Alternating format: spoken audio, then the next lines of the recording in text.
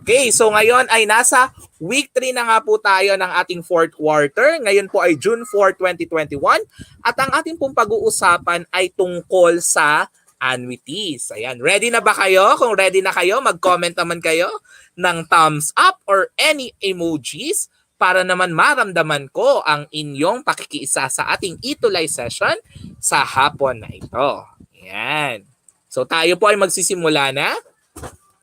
Ayan, so magsimula po muna tayo sa ating mga expectation. So, una sa lahat pala, nais ko rin magpasalamat sa DepEd Commons sa kanilang pag-upload ng modules na atin pong gagamitin para sa hapon na ito. Ayan, so sa mga nais mag-access ng DepEd Commons, pwede ninyong i-type sa inyong mga browser ang commons.deped.gov.ph. Okay? So, or kaya i-search nyo sa Google Chrome DepEd Commons.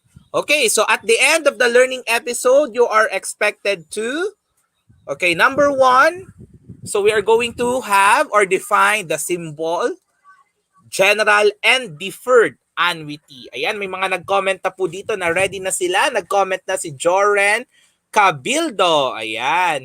Hello din kay Michael Jeremy Ferrer Lasaga mula sa Nueva Vizcaya. Ayan. Hello po sa lahat ng mga taga Nueva Vizcaya. Kung di ako nagkakamali, ang Nueva Vizcaya ay nasa Region 2 rin po. Tama po ba? Paki-correct na lang po ako. Okay. Ayan. So, hello. Our second expectation is differentiate simple, general, and deferred annuity. Ngayon, marami tayong mga formulas na iaain ko sa inyo. Depende sa type ng annuity na ating pagninilayan. Okay? Number 3 naman po is to solve problems involving simple, general, and deferred annuity. Ayan. So, mag-umpisa na po tayo. Okay, kung handa na ang bawat isa. Okay. So, let us have this definition. Ayan. So, we have the definition of annuity. So, what do we mean by annuity? So, when we say annuity, it is a sequence. Ayan. Mas maganda siguro kung meron tayong laser pointer dito. Ayan. So, when we say annuity, it is a sequence of payments made at equal or fixed intervals or periods of time. Ayan, mamaya. Or we have here some real-life application of annuity. So we have, it includes installment payments, monthly rental, retirement pension, and insurance. Ayan, nakakatuwa naman. Meron rin tayong mga grade 5 student na nanonood ngayong hapon na ito. Maraming salamat kay Natasha H. Arcangel. Ayan. So, nawa marami ring mga senior high school students ang humabol sa panonood, no? Okay, tingnan natin ang ating mga susunod na slides. Okay, so let us have now the different types of annuity. Okay. So, according to payment interval and interest period. Ayan. Meron nga, Sir Joren Cabildo rin daw ay grade 5 student. Ayan. So, payment interval and interest period, we have compounding period. So, we have this first type of simple annuity. Okay. So, when we say simple annuity, the payment interval is the same as the compounding period. Ayan, tatandaan natin yan ha. Pag same ang in payment interval sa compounding period, that is what we call simple annuity. Now, to better understand what are some of real-life example of simple annuity. So we have monthly installment of a phone with an interest rate that is compounded monthly. Okay? So, as you can see, the payment interval here is monthly and the compounding period is also monthly. That's why it is called as simple annuity. How about general annuity, Tutor Romel? So when we say general annuity, series of payment in which the payment intervals is not the same as the compounding period. So the series payment is not the same as the compounding period. That is general annuity. The example is the annual payment of debt with an interest rate that is compounded quarterly.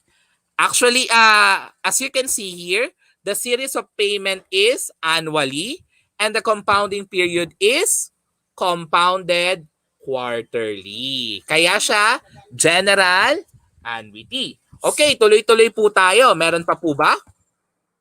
Okay. In terms of payment schedule naman, types of our annuity in terms of payment schedule. We have this what we call ordinary annuity or annuity immediate. When we say ordinary annuity or annuity immediate, the series of payment that occur at the end of the period. Okay, meron ba tayong example dito? Ito, we have this house mortgage wherein payment occurs at the end of each month. Okay? Next, we have this annuity due. Okay? The payment is made at the beginning of period. For example, we have the car lease in which payment is made at the beginning of the month. Okay, and we also have deferred annuity. Ano naman pong ibig sabihin po nito? When we say deferred annuity, it is a type of annuity that does not begin until a given interval has passed. The first payment, okay, is made after a certain period of time. Okay? Tingnan po natin ang mga susunod na mga halimbawa dito sa atin. Okay? So, the example of deferred annuity that we have here is investing an amount of money for years which will be withdrawn or used as a retirement money. Ayan. So, okay ba po ba tayo? Ayan. So, malapit na po tayong magpunta sa mga different formulas which regards to, or which involves our annuity. Okay? Now, what are the different types of annuity according to duration? Okay. So we have this annuity certain, and when we say annuity certain, it is an annuity with a definite duration or duration. Okay, for example, payment, okay, or paying an amount of 150,000 pesos yearly for 5 years. Okay. Next, how about contingent annuity or annuity uncertain? Okay, it is an annuity that has indefinite duration wherein the payment depends on certain situation. A very good example of contingent annuity is a health insurance wherein insurance providers pay and cover medical procedure fees. Okay? Ayan. Let us have this given exercises. Ready na po ba? Nawa, ready na ang ating mga participants, ang ating mga magulang, guro, mag-aaral at iba pang mga kasama natin sa ating Itulay session ngayong hapon na ito. Okay? So our activity, let us have our activity 1. Tell whether the following situations show a simple annuity or general annuity. Sige nga po, tingnan natin. Okay, number 1. Jack is getting a condo. He is paying 2,000 pesos per month. Compounded monthly at a 9% interest rate. Okay, sige nga po, based on the definition of simple or and general annuity, ano po kaya itong number 1? Is it a simple annuity or general annuity? Okay? Ayan, tandaan natin ha, kapag simple annuity, okay, ano ulit ang sinasabi dun sa slide natin? Same ang series of payment and compounding period. Pag general annuity, different series of payment, and compounding period. Ayan, meron na tayong sumagot mula kay Joren Cabildo. Ayan, si Joren Cabildo ay mula pa sa land of from Cagayan, di ba? Okay, thank you Joren sa pagsagot. Okay, sabi ni Joren, simple annuity. Sumagot na rin si Ana Marie Lerma. Tagasan kaya si Ana Marie Lerma? Hello, Ana Marie Lerma. Sumagot na rin si Daichi M. Vallejo at si Fortune Flower. Okay. Gayon rin si Tuyan Roseline. Ayan, nawa magpakilala kayo at i-mention nyo rin kung mga taga saang lugar kayo. Pare-pareho sila ng sagot, simple annuity. Tingnan po natin. Correct. The correct answer is simple annuity because the payment interval or the series of payment is the same as the compounding period. Okay, so maraming salamat po sa ating mga participants na sumagot. Okay, so let us have number 2. Okay, so number 2 na po tayo. Mr. Mateo is paying 20,000 pesos monthly for his car loan that has a 6% rate compounded quarterly. Ayan. So habang naghihintay tayo ng mga sagot, syempre maraming nais magpabati dito. Ayan, talaga naman nakaka-overwhelm at lalong nakakapagpalas po ng ating mga kalooban ang inyong pong pakikiisa sa ating Itulay session. Ayan, hello po kay Ma'am Ana Marie Lerma. Ayan. Ayan. So, si Ana Marie Lerma ay taga Sisters of Mary Immaculate School, San Pedro, Laguna. Ayan. Hello po sa mga taga San Pedro, Laguna. San Pedro, Laguna is from Region 4A, Calabarzon, no? Ayan. Sabi ni Juanito Salas, okay, basa-basa rin daw ng module. Ayan, no, si Juanito nakikisagot na rin. Okay. Okay, tingnan natin ha. Tagasan kaya si Juanito Salas para nakita ko na rin itong mag-comment sa basic calculus kanina. Okay. By the way, ayan, karamihan ng mga sagot na nakikita ko ay general annuity. Ayan, so tama po ang inyong kasagutan. The correct answer is general annuity. But why, Tutor Romel? Why is it general annuity? Okay.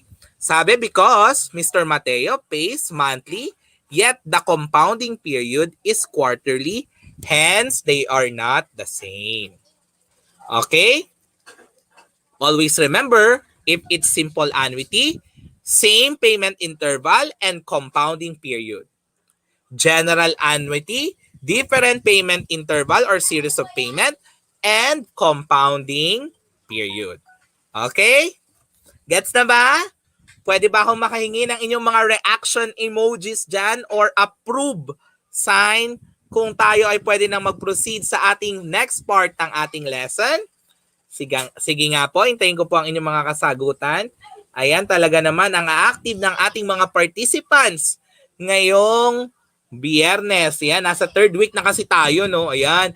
Thank you, Joren Cabildo. Ayan, nag-comment na siya. Ayan. Hello din kay Fortune Flower. Ayan, sumagot na rin siya ng general annuity. Ayan, sabi rin ni Juanito Salas.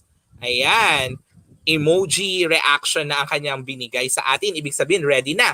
Gayon din si Tuyan Roseline or Roseline, sana I pronounce your name right. Okay, so, ganun rin si Fortune Flower. Ayan, dako na po tayo sa iba't ibang mga formula na ating gagamitin in dealing with problems involving annuities. Okay, so let us have this first formula denoted by symbol P, the present value of the simple annuity. Okay, reminder, this is the formula for our simple annuity, specifically the present value. Okay? So this can be solved using the formula P is equal to R times the quantity 1 minus 1 plus j raised to n or raised to negative n. Okay, all over or over j. Okay, where R is what we call the regular payment. J is the interest rate per period. N is the total number of conversions. Okay, ayan, may nagsasabi dito, academic freeze na po tayo, sir. Ayan, uy, ano, Juanito, okay lang mapagod. Okay, pero ang mahalaga, hindi tayo susuko. O, diba? Ayan. Okay lang yun mapagod kasi mga tao tayo. Okay? Okay, but thank you for expressing your opinion, Juanito. Okay. Okay, so we have here the formula for J. J is equal to I raised to M over M, where I raised to M represents our interest rate and M is what we call the frequency of our conversion. Okay, how about the formula for the future value of our simple annuity? So we have here the formula, okay, denoted by F. Okay, we have F is equal to R times the quantity 1 plus j raised to n minus 1 all over j, where R represents our regular payment, j represents our interest rate per period, and n is the total number of conversions. Ayan. Okay, so I suggest screen capture nyo yung ating mga formula mula dito sa ating Formula 1.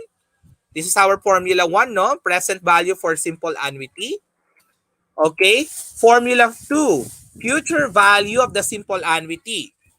Okay, para mamaya sa problem solving, pag nag-apply na tayo, mabilis na lang. Okay? Now, this is our formula number 3. Present value of the general annuity. Looks familiar, right? It is just the same as the present value of simple annuity, but except that R, okay, still R represents the regular payment. But as you can see here, J represents now the equivalent interest rate per payment interval. And we have here N is equal to or represents the total number of conversions. Okay? Now, okay, as you can see, we do not refer the symbol J as the interest rate anymore, but the equivalent interest rate per payment interval. Okay, now how do we get the value of J? Okay, so we use the formula F sub 1 is equal to F sub 2. So we have here, okay, just equating the two formulas, okay. So we have here M sub 1 is the payment interval, okay. M sub 2 is the number of conversion period, okay. I is what we call our interest rate and T is the term of annuity or time in years. Okay? So take note po natin yung mga formula na yan na gagamitin po natin mamaya sa ating solving. Okay. Next, another formula is the future value of our general annuity given by this. Okay? Same as the present value or future value of our simple annuity, but here still J represents the equivalent interest rate per payment interval. Okay? Next, formula number 7 na ito, no? Okay, for our formula number 7, we have the formula for solving deferred annuity for its present value. Okay? So we have here P is equal to R times 1 minus 1 plus j raised to negative k plus n all over j minus r times 1 minus 1 plus j raised to negative k, okay, over j. Ayan. Sabi ni Juanito Salas, pag exam daw ba, pwedeng may index card or sheet? Okay? Pwede naman. Siyempre, hindi naman kayong nare-required na i-memorize lahat ng mga formula. Okay lang yon kung meron kayong cheat card. Okay? Ayan. Okay. So, R represents our regular payment. Okay? For the deferred annuity present value, no? K is the period of deferral. J is the interest rate per period. N is the total number of conversions. Okay? And we have here, M represents the number of conversion period. Wow naman! May pambobola pa dito si Juanito. Sabi niya, thank you po sir, you're the best po. Talaga naman, no? Okay. Okay, where I raised to M is the interest rate, N represent the MT, and M represents the number of conversion period, or N is equal to MT, no? Okay. So for the formula, J is equal to I raised to M over M. I raised to M still represents our interest rate. M represents our number of conversion period. Okay. And in solving for N, we have the formula MT, or the product of the number of conversion period and term of annuity in years. Okay. So I guess, okay, we have here another formula for periodic payment denoted by R. Okay. Formula 8 na ito. Sana nakakasunod kayo at ini-screen capture nyo, no? It can be solved using the following formulas. Okay? The future value F is given by, okay, R is equal to F all over 1 plus J raised to N minus 1 all over J. Where F represents our future value, J is our interest rate per period, and N is the total number of conversion. Meron pa ba tayong formula? Okay, meron pa tayong formula dito for present value. It is given by, okay, R is equal to P all over 1 minus 1 plus J raised to negative N all over J. Okay? Parang galing rin siya kanina dun sa mga formulas na dumaan. Okay? Okay. Now, the formula for the cash value or the cash price of the annuity is denoted by, okay, CV and CP respectively. CP for cash value and cash price CP. Okay? So we have here CB is equal to down payment plus present value P. Ayan, excited na ako na mag-solve. Okay, so let us have this word problem. Okay, react na ulit ang ating mga kasamahan dyan na mga nakatutok pa rin sa ating general mathematics. Are you ready now to solve? React na po tayo. Ayan, so kung ready na. Okay, so while I'm waiting for your reaction, of course, I'm going to read our first problem. Okay? Sophia paid a 100,000 for her car as down payment. Ayan, nag-comment na si Jordan Cabildo. Ready na siya. How about the others? I'm waiting for your emojis, reaction. Ayan. The remaining amount of her car will be 20,000 monthly for 5 years. Ayan. So, sino bang mga may kotse dyan na nagbabayad pa ngayon? If the interest is 10.5% compounded monthly, what is the cash price of her car? Okay? Cash price ang hinahanap natin. Okay. So let us first identify our given. Sige naman po, pakitulungan naman po ako sa pag-identify ng ating mga given para sa example na ito. Ayan, sige nga po. Thank you, Jordan Cabildo. Ayan, nasa na po kaya ang ating mga ibang mga manonood, na ating mga ibang participants? React na po kayo. Ano na po ang ating mga given dito sa ating first word problem? Sige nga po. So we have, okay, the down payment at 100,000. Ano pa po kaya ang ating given dito? Sige nga po. Hintayin ko po ang inyong mga kasagutan. Ayan. Ano pa kaya ang given natin? We also have R. Okay. Our present value, or what is R, no? Monthly payment, no? Remaining amount of her car will be 20,000 monthly. So monthly payment at 20,000. Okay? Next, T. T represented by time. Okay, 5 years. Okay, T is for 5 years. Okay, time natin 5 years. Okay? Next, I raised to 12. Okay? It is represented by our interest given by 10.5%. Ayan, nag-comment na rin si Daichi. R daw is equal to 20,000. Tama. Salamat po, Daichi. How about the others kaya? Okay, and M is equal to 12. So ano po yung tinatanong sa atin? We have our cash price, question mark. Okay? So what will be our work equation? So first, we need to identify what? Okay? So we need to multiply now our M and T to identify our N. Okay? Next, J natin, no? We have J, I raised to M over M. Okay? And we also have our formula here. Okay? This is our formula for what? Ano ba itong given natin? Simple annuity problem, no? Simple annuity ito, no? Ayan. Talaga naman, patuloy na nagko-comment si Daichi sa ating live, FB Live ngayon. Maraming salamat po. Okay. Okay. So we have, okay, our formula for cash price is equal to what? Okay. Our cash price has the formula of down payment plus present value. Okay?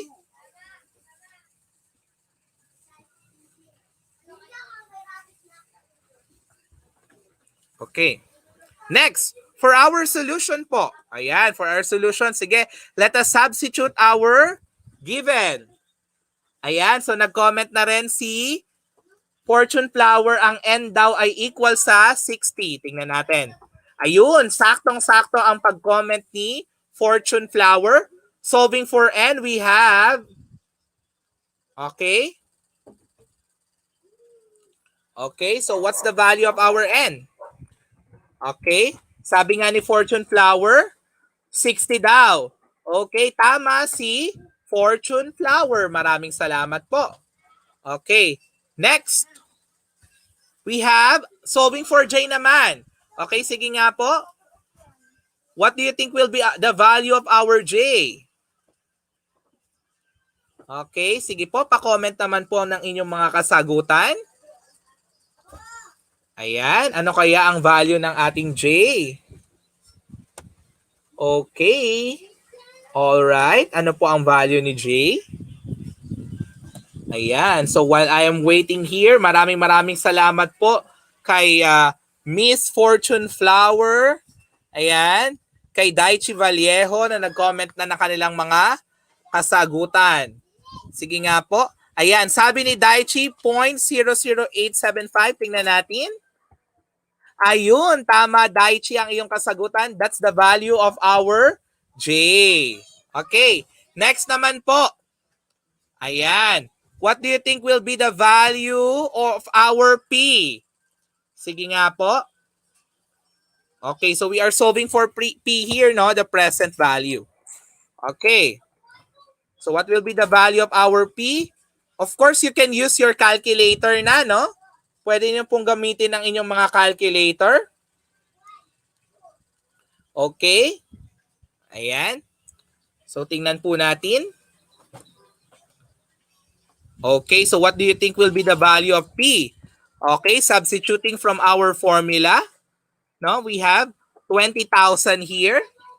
Okay, 20,000 times 1 minus 1 plus 0.00875 raised to negative 60 all over 0.00875.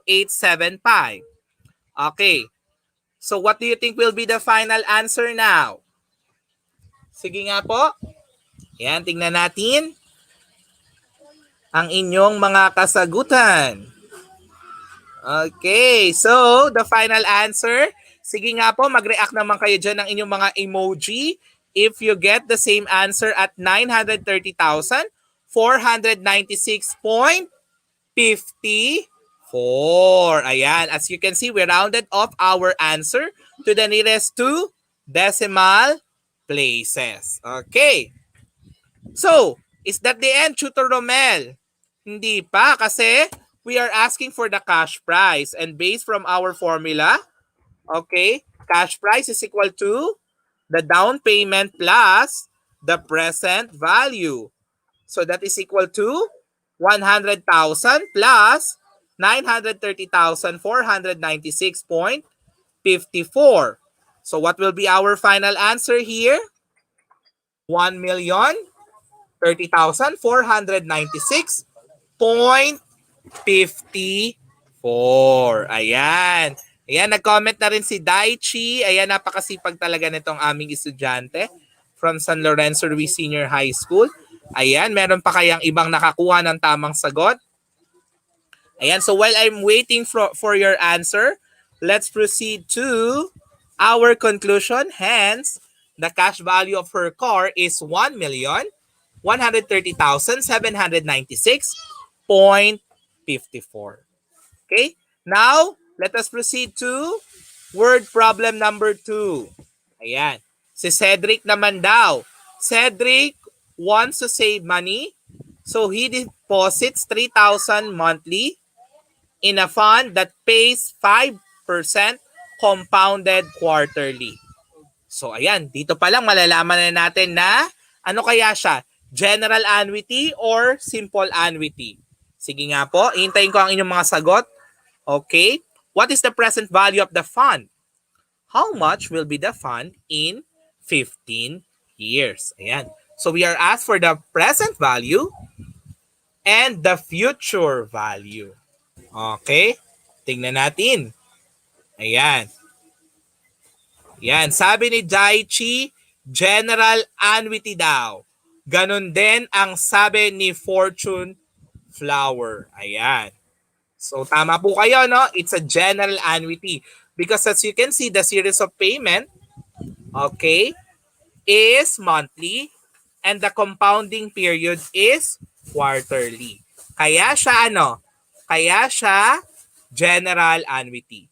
So let us have our given. Okay, our given are at R is equal to 3,000 pesos. How about T? T is 15 years, our time. Okay? How about our I raised to 4? Bakit I raised to 4? Kasi compounded quarterly. Okay? Kaya raised to 4 po ito. Okay? It is equal to 5% or 0.05. Okay? Comment lang po kayo ha kung ano po ang ating mga given. Huwag pong mahihiyang magkomento. Okay. M sub 1 is equal to 12. M sub 2 is equal to 4. Okay. Bakit M sub 1 ay 12? Because it's monthly. Okay. M sub 2, 4 because it's quarterly here. Okay. Tingnan natin. Ang susunod, M is equal to 12. Okay. And we are looking for P. Okay. And we are looking also for our present value si P. Okay. And we have our F represented by future value. Okay. What will be our working equation? We have N is equal to M sub 1 times T. J is equal to F sub 1 is equal to F sub 2. And of course, we have the formula here for the present value of our general annuity and the formula for the future value of our general annuity. Ayan. Okay, comment na po tayo ng inyong mga sagot. Okay, what do you think will be the value of our N? Sige nga po. Okay, what do you think will be our N? Given our formula M sub 1 times T daw ang ating formula for N. Sige nga po.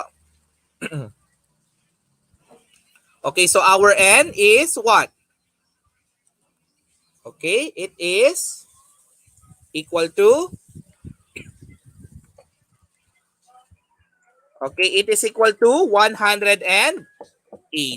Okay, so we have here, kasi M sub 1 is equal to 12 and T is equal to 15. Okay, next. Solving for J po kaya. Ano po ang value ni J natin? Okay. Ayan, nag-comment na si Daichi. Ayan, J daw ay equal or N is equal to 180. Okay, so our J is equal to,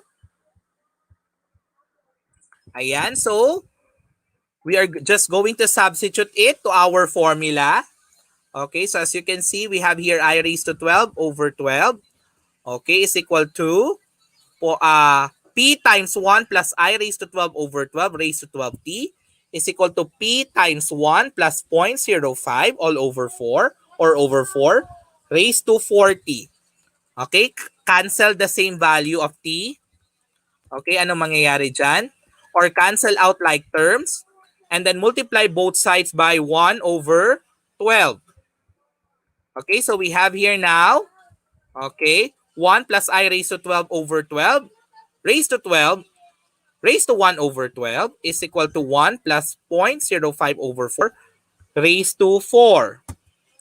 Okay, so solve for the value inside the parentheses. Okay, so we have now, okay, 1 plus I raised to 12 all over 12 is equal to 1 plus 0.05 over 4 raised to 1/3. Okay, so this is the result after we multiply both sides by 1 over 12. Ano? Okay, then transpose 1 and change the sign, then simplify. So as we can see here, we have solving for P, or we have the value of I raised to 12 over 12 at what? 1.0125 raised to 1/3 minus 1. Okay? So solving for P, ayan, sa substitute lang natin yung ating mga given. Okay? So we have P is equal to 379,884.02. And solving for F, we have F is equal to what? Our future value. Okay, substitute lang natin yung ating given. So we have our future value at 800,480.93. Ayan, naandyan pa po ba kayo? I hope marami kayo natututunan. Nawa hindi tayo masyadong mabilis. But anyways, kung nabibilisan man kayo, you can go back or preview our video. Talagang yan ay naka-upload na at hindi na mawawala sa ating mga DepEd EdTech Unit FB page at sa DepEd Philippines YouTube channel. Okay? So I guess this is the last problem for this afternoon. Okay? So we have Don Falcon wants his manor to be sold. Okay? After computing the interest that is 6% converted annually, he concluded that he could withdraw 300,000 yearly for 10 years, starting 6 years from now. How much will be the fund deposit? Okay? So, these are our given. R, 300,000. T, 10 years. I raised to 1 kasi, ano po? Annually, no? Annually. 6% or 0.06. M is equal to 1 also. Okay? Kasi, converted annually. Okay? And K is the period of deferral. Okay, 5. Bakit 5? Kasi sa ika 6 years pa siya magbabayad. Okay? Okay, or ano ba? He concluded that he could withdraw 3 or makakapag-withdraw pa siya starting starting the 6 years pa. Kaya the period of deferral is 5. Okay? Tingnan natin. So we are looking for the value of, okay, the value of P. Okay, so what's our P? So we have our work equation here. Okay. So N is equal to MP. Ayan, maraming salamat rin kay Tuyan. Roseline, talaga naman masisipag na mga mag-comment ngayong araw na ito. Okay. J is equal to I raised to M over M. Okay, and this is our formula for, of course, we all know that it is a deferred annuity, no? Yan. So here are our solution. So solving for N, we have N is equal to MT. N is equal to 1 times 10. Okay? So therefore, N is equal to 10. Solving for J, okay? So I raised to M, interest rate, and M is our frequency of conversion. So we have 0.06 over 1.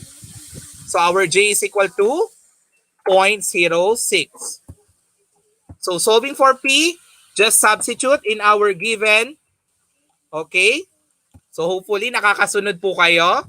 Ayan, so sa-substitute natin sa ating given. Ayan, so nag-substitute lang tayo. So we have our P at 1,649,965.56. Okay? Okay, so react naman po tayo dyan kung tayo ay maraming natutunan sa araw na ito. So I give 3 example of word problem.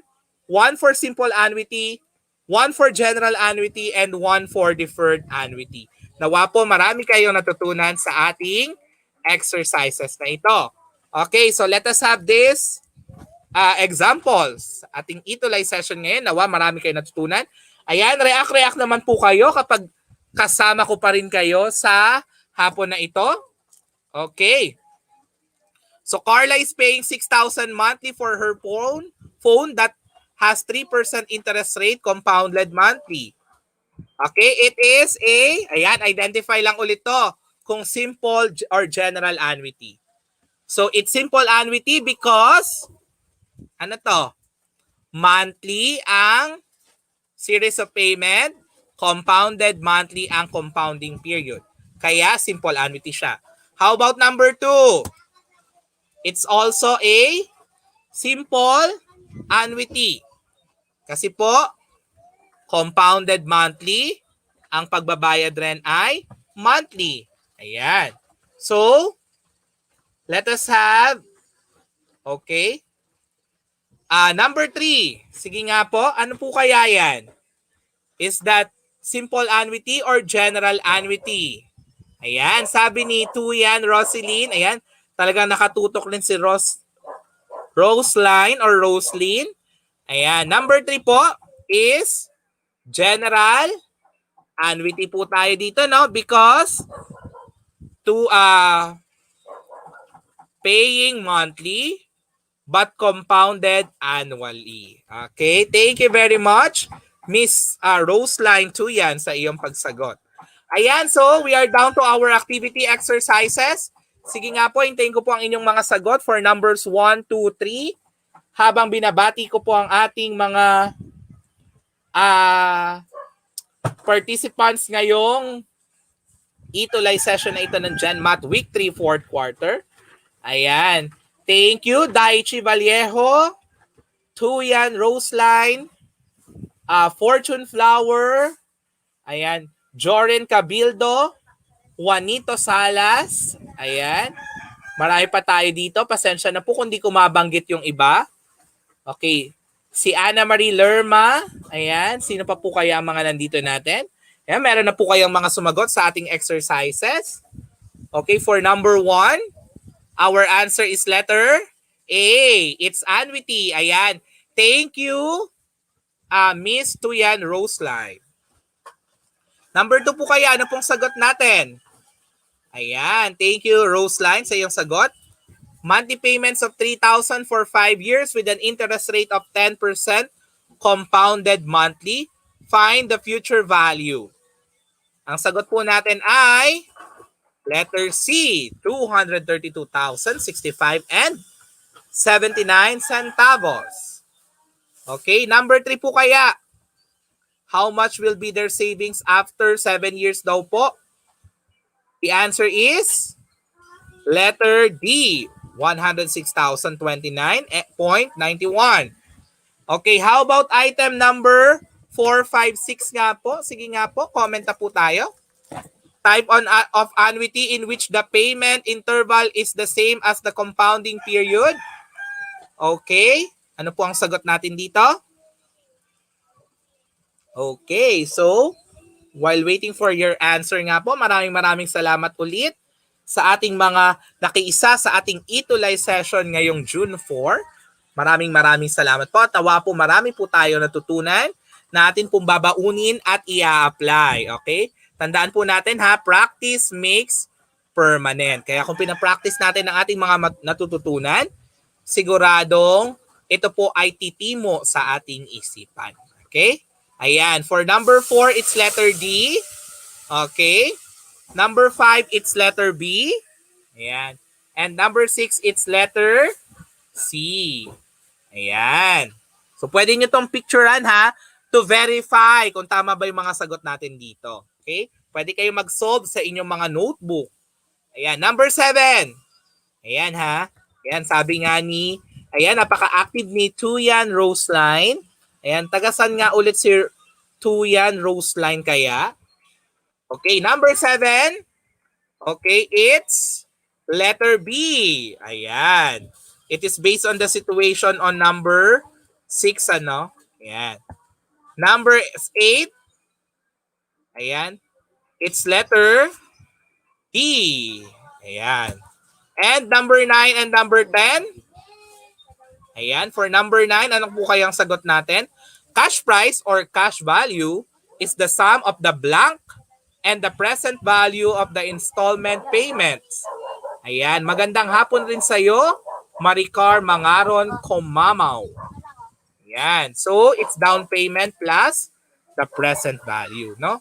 And number 10, the answer is 31 periods or 31 quarters. Ayan, so muli po maraming salamat po sa inyong pagtutok sa ating Ituloy session. So ito po yung ating mga exercises na maaari ninyong sagutin sa inyong mga notebook.